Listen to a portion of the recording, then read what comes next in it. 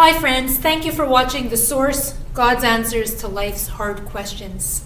Today I'd like to start by asking you a question. Why is the world falling apart? People will come up with many creative answers. They'll blame everyone from the Chinese to the Iranians, from the capitalists to the socialists. It's the Democrats' fault. No, it's the Republicans' fault. It's the price of oil. It's the price of eggs. My friends, I have the answer and I won't even charge you for it. The reason the world is falling apart is because we are ignoring the Word of God, His Torah. Our Torah is the blueprint of the universe. Before God created the world, He created the Torah. And therefore, the Torah is the DNA of all reality. So if the world looks like one big mutant cancer gene, it's because we have scrambled the DNA and tried to create the world according to our own architectural design. That ambition, my friends, has failed man time after time. Adam sinned, he was thrown out of Eden and brought death to the world. The generation of the flood sinned, God brought the mighty flood. The people built a Tower of Babel, and God punished them. Sodom and Gomorrah, well, their fate wasn't too pretty either. You see, God is the master coder, and when we try to overwrite the system, we find ourselves faced with catastrophic glitches and disasters. So why is the world broken? Because we ignore God's will. And there's one sin I want to speak about that is at the root of it all, and that is calloused hearts. When someone once came to Hillel and asked him to summarize the entire Torah on one foot, Hillel said, "That which is hateful to you, do not do to your neighbor." That is the entire Torah, and the rest is commentary. Go and study it. You see, my friends, all of Judaism depends on the ability to view another person's life as just as real, just as significant as you view your own life. If we don't see the human being in another person, then we certainly don't see the God in them. When our egos are too big, we leave no breathing room for the existence of others.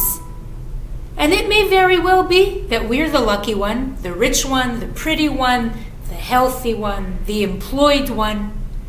But that doesn't cancel out the fact that everyone's life matters. If others are not as lucky as we are, doesn't give us the right to disqualify their existence or their emotions. We should have empathy, compassion, and an open hand and heart. And also true for those of us who are less lucky.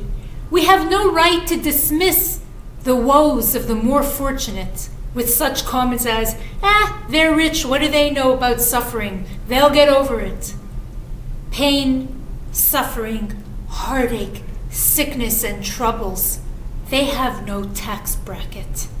But we've truly become so callous and numb to the ordeals and to the dignity of others that our feelings of superiority or inferiority, but always our massive egos, well, dehumanize our brothers, our friends, our neighbors, and our fellow citizens. We spurn and trample on the one principle which Hillel highlights as encompassing the entire Torah. The Torah itself commands us, love your neighbor as yourself. And in fact, the rabbis teach that you should pray for another person before you pray for your own needs. And the reward will be, you'll benefit first. God tells us to circumcise our hearts. And the Rambam explains this as behaving fairly, justly, Not only to people who are rich and powerful or popular, but toward everyone. Have a heart for people who need your heart. Have a dollar for people who need your dollar. Have a smile, a hug, and kindness for people who need it. Not just for people who can do something for you, because that is just serving your own ends and using people as little props and toys in your deceitful game of life. Truly, we live in such an egotistical, self-absorbed world that it's no wonder that it's falling apart. It's fractured by the pull of each man for himself. From selfies to the social media platforms which broadcast those selfies, the obsession with self is nothing less than suicidal.